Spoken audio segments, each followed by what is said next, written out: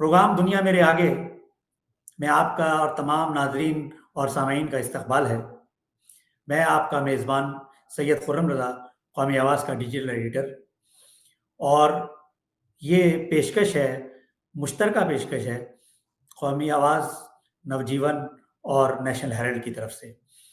हमारे साथ हमारे मेहमान हैं सौरभ कुमार शाही साहब, जिनके तज्ज़िया आलमी सियासत पर जो तज्ज़िया है वो बहुत मायने रखते हैं, और उनके जो पेचो-ख़म पे उनकी आलमी सियासत के पेचो-ख़म पर वो नज़र रखते हैं, उसको तमाम अफ़राद उनकी आरा को बहुत अहमियत देते हैं। तो मेरा आज उनसे सबसे पहले सवाल ये है कि जो सोहरान ममदानी न्यूयॉर्क के मेयर मुंतखब हुए हैं, उनके बारे में उनकी क्या राय है? देखें सर, ये ज़ोहरान ममदानी का जो ये कैंपेन है, ये हर तरीके से इसको तारीखी आप बोल सकते हैं।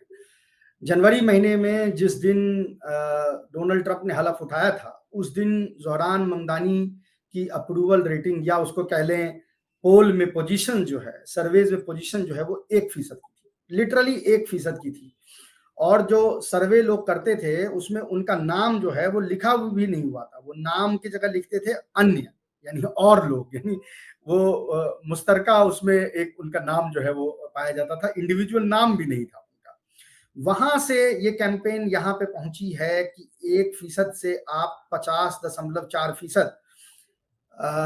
वोट लाके आप चुनाव जीते हैं। वो इसको इलेक्शन को इस तरह से देखा जाए कि इसमें रैंक्ड चॉइसेस होते हैं,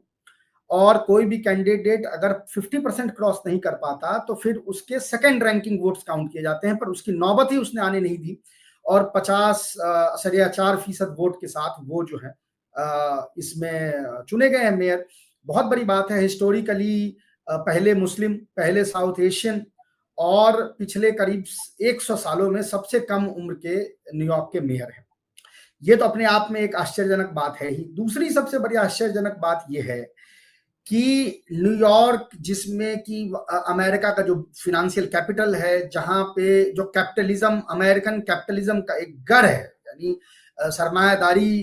का अगर पूरा इतिहास देखें अमेरिकन सरमायादारी का, तो उसमें शायद ही कोई शहर जो है वो न्यूयॉर्क की तुलना कर सके। वैसे शहर में एक डेमोक्रेटिक सोशलिस्ट पोजीशन पे लड़ना और उन बातों को बड़ा क्लियरली कहना, यानी कोई चबा के नहीं, बहुत ही क्लियर पॉइंट ऑफ व्यू से अपने सोशलिस्ट जो पोजीशन है उसको डिफेंड करना, अपने सोशलिस्ट प्रोग्राम को अनवेल करना,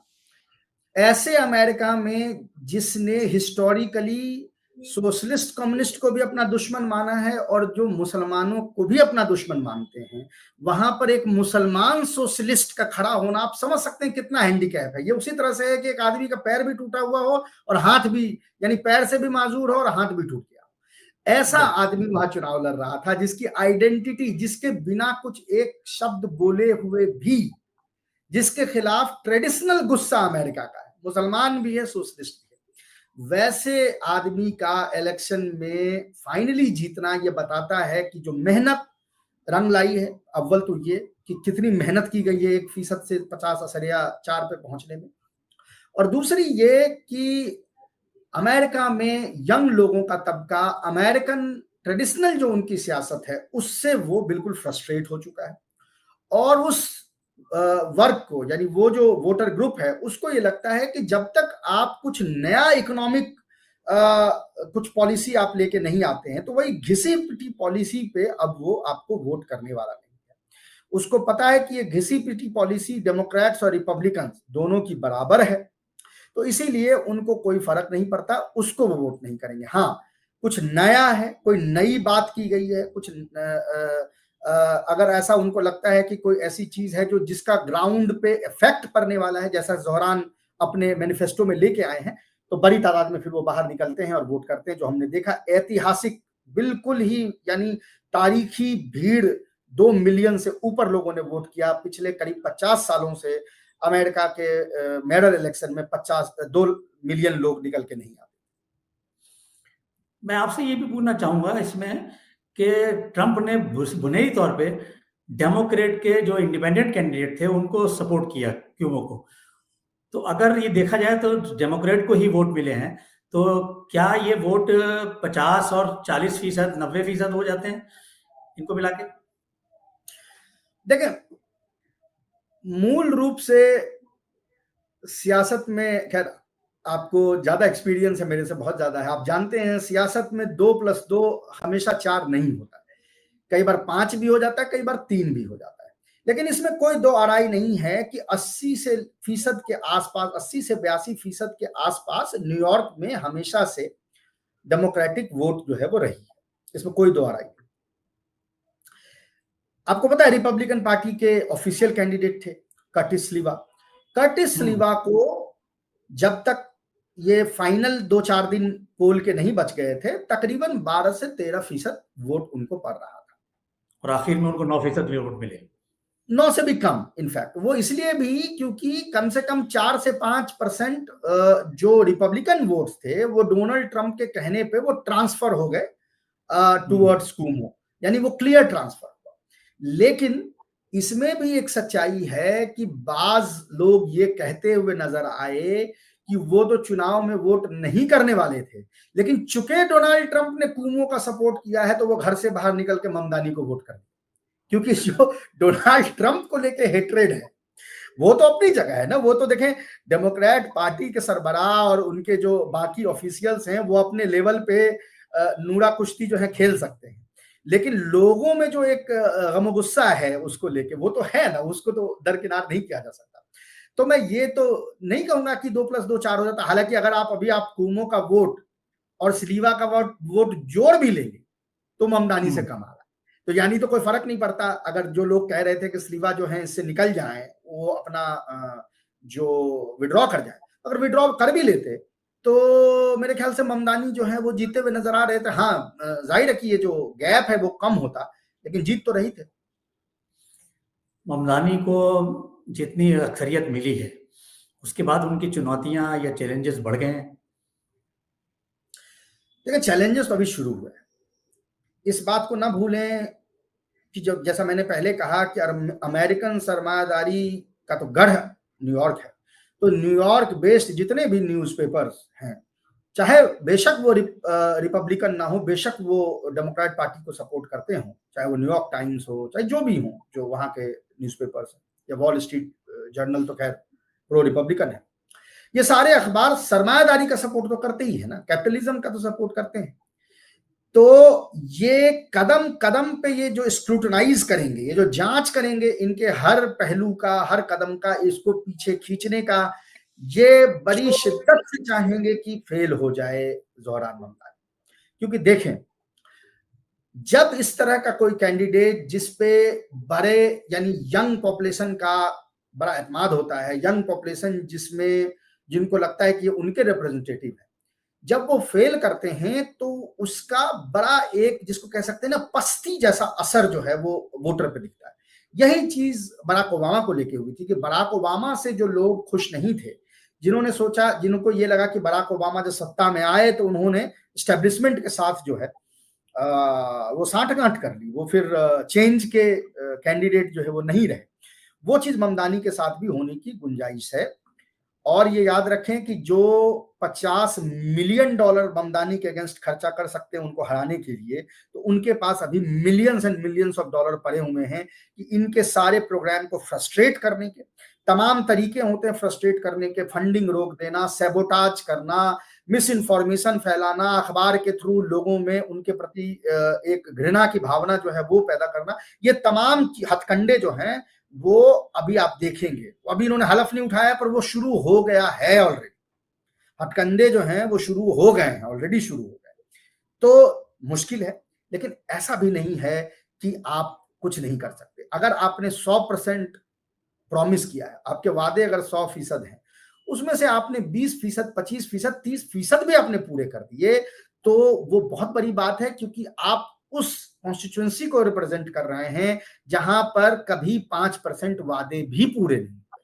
यानी लंतरानी तो बहुत की गई, लंतरानी के तो ये सारे जो है मास्टर है, लेकिन उसका कभी लोगों ने ग्राउंड पे असर नहीं देखा। तो अगर वो 20, 25, 30% भी इसको पूरा कर देते हैं तो मुझे लगता है कि जनता का साथ, इनका अवाम का साथ जो है बना रहेगा। नहीं, जैसा आपने बताया कि आवाम का साथ रहेगा, ये न्यूयॉर्क तारिकीन वतन का शहर कहा जाता है। आमतौर पे अगर ममदानी जीत गए हैं, ममदानी अगर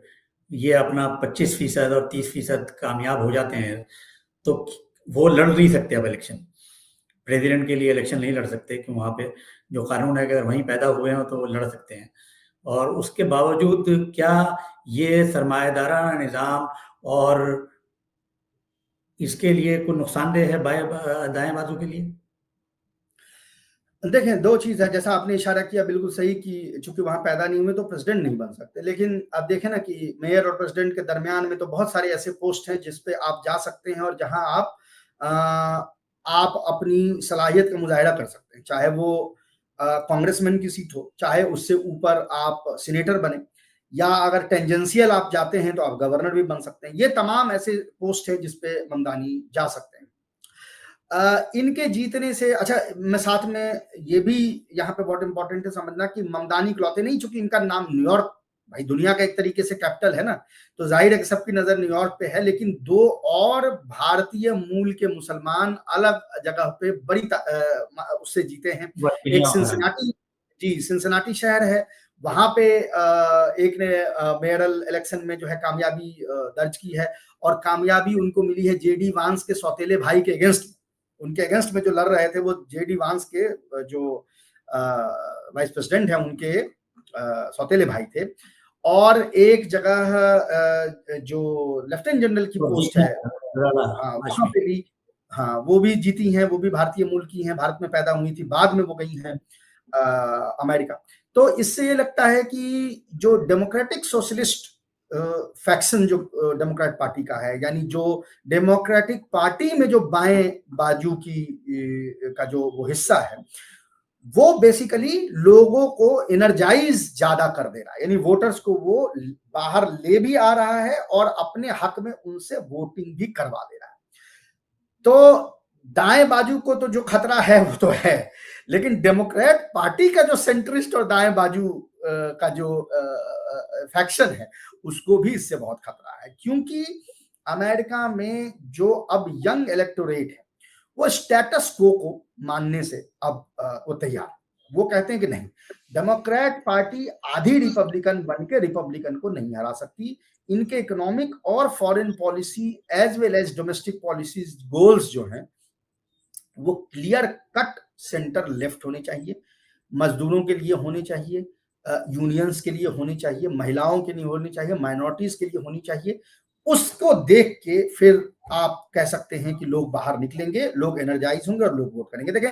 इस इलेक्शन में 2 मिलियन से ज्यादा लोगों को बाहर निकल के आना और वोट करना ये बहुत बड़ी बात है। पिछले बार ये नंबर 1 मिलियन था, 1 मिलियन से बस थोड़ा ज्यादा था। तो ये कंपैरिजन आप देख रहे हैं, और आइंदा अभी जो मिड टर्म होगा उसमें भी आपको ये नजर आएगा कि तमाम उन जगहों पे जहां Democrat party centre left agenda इस डर से नहीं उठाती है कि वो कहीं नाराज न कर दे सेंट्रिस्ट को, उन जगहों पे वो देखेगी कि अगर वो कॉमन पीपल, कॉमन लोगों की बात करेंगे, उनके जो प्रॉब्लम्स है उसको सॉल्व करेंगे, तो वहां पे वोटर्स बड़ी तादाद में बाहर भी निकलेंगे और बड़ी तादाद में डेमोक्रेट पार्टी को भी वोट करेंगे। तो अव्वल तो ये खतरा डेमोक्रेट पार्टी के दाएं बाजू वाले के लिए, जो नेशनल दाएं बाजू है यानी रिपब्लिकन्स हैं, उनके लिए तो खतरे की घंटी है ही। मैं आपसे ये पूछना चाहता हूँ बुनियादी तौर पे कि ये ट्रंप की हार है या ममदानी की जीत है? देखिए, रिपब्लिकन्स का तो बियॉन्ड द पॉइंट कोई दखल नहीं है न्यूयॉर्क, है ना, न्यूयॉर्क शहर। हाँ, तो ये तो नहीं कह सकते पॉलिसी पर भी असर पड़ता है। जी, मैं ये कह रहा हूँ कि ट्रंप का हार तो हम इसको नहीं कह सकते, एग्जैजरेशन होगा। वो इसलिए होगा क्योंकि जैसा मैंने कहा कि इलेक्टोरली चूंकि नगण्य से हैं, इसमें बिल्कुल जीरो हैं ऑलमोस्ट रिपब्लिकन्स, तो वहां फर्क नहीं पड़ता, लेकिन उनका इस पे फोकस रखना और अपने जैसे बिजनेस माइंडेड लोगों को इन्फ्लुएंस करके ममदानी के खिलाफ पैसे इकट्ठा करवाना और उसका चुनाव में यूज दिखाता है कि मनी का, अमेरिका में देखिए रायशुमारी जो है वो पैसे का खेल है। मैं हमेशा से ये कहता हूं कि रायशुमारी पैसे का खेल अमेरिका में हमेशा से है। अगर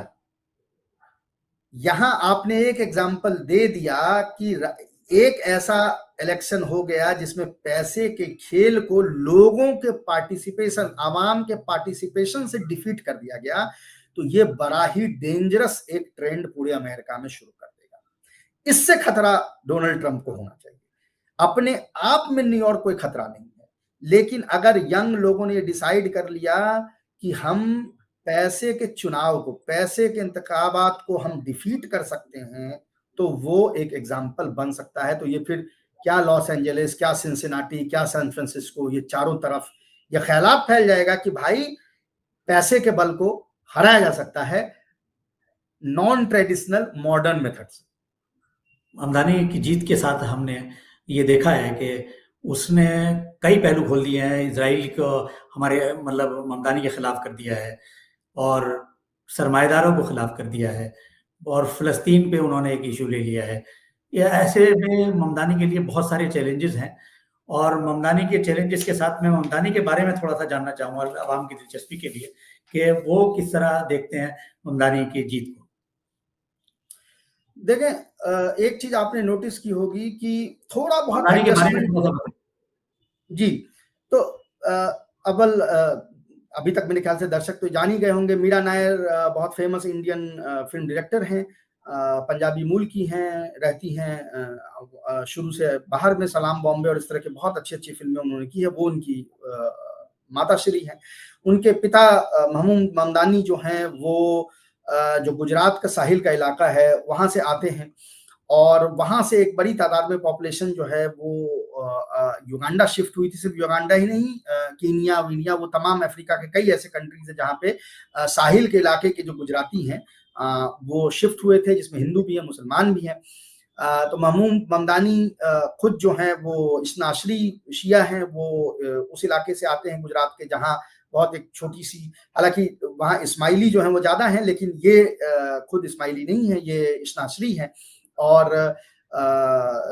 ये युगांडा से अमेरिका आए थे। तो एक जिसको कह सकते हैं कि इनका एक्सपोजर ममदानी का रहा है हमेशा से एकेडमिया में भी, और चूंकि माँ फिल्म डायरेक्टर रही हैं तो जो जिसको आप कह सकते हैं कि एक एलीट जो वहाँ का है, यानी कल्चरल एलीट जो है, उसमें भी इनकी दखल जो रही है और वैसे माहौल में उनकी परवरिश हुई है। तो जाहिर है कि उन दोनों के जो ख्यालात हैं, जो रोशन ख्याली और इस तरह की चीज है, वो आपको ममदानी में भी नजर आएगा। जैसा मैंने कहा पहली बात, अहलिया के बारे में कुछ बताएं। जी, ममदानी की अहलिया के बारे में कुछ बताएं। ममदानी की अहलिया जो हैं वो मूल रूप से सीरिया की हैं,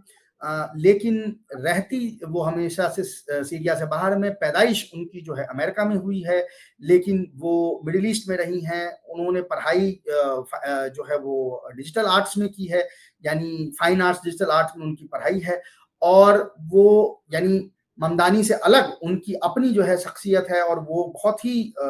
मकबूल है। इनफैक्ट अगर आप जो वहाँ लिबरल जर्नलिस्ट का तबका देखेंगे, उनमें कई ऐसे अखबार और जर्नल्स आपको नजर आएंगे जहाँ पे उनके बनाए हुए जो ग्राफिक्स हैं या उनके बनाए हुए जो चीजें हैं वो उसको शाया किया जाता है। वहाँ पे फिलिस्तीन को लेके बड़ा एक्टिव रही हैं। उसके अभी उन्होंने एक जिसको कह सकते हैं एक ग्राफिक जर्नलिज्म का एक नमूना दिया था, जिसमें उन्होंने गज्जा के कुछ स्केचेस बनाए थे कि जिसमें उन्होंने डिटेल बताया था कि जो लोग गज्जा में अपना घर छोड़ के भाग रहे हैं वो क्या क्या सामान लेके जाते हैं या किन सामानों को वो समझते हैं कि ये मुझे बहुत इंपॉर्टेंट है, मैं इसको लेके निकलूं। तो उस पर भी उनका बहुत काम रहा है। तो इंडिपेंडेंटली वो काफी मकबूल है। ममदानी के साथ जाहिर है कि अब और स्पॉटलाइट में वो आ गई हैं और जैसे ममदानी खुल के फिलिस्तीन और इन मामलों पे बड़ा मुखर होकर बोलते हैं, उसी तरह से वो भी बोलती हैं। हालांकि उनको उनके जो कुछ दोस्त हैं वो ये कहते हैं कि उनको स्पॉटलाइट पसंद नहीं है, वो एक प्राइवेट पर्सन है। लेकिन अब आप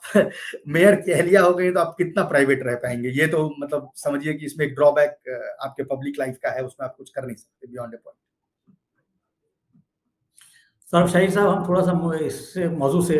हट जाते हैं और उस पर मुंतकिल होकर हम ये जानना चाहेंगे आपसे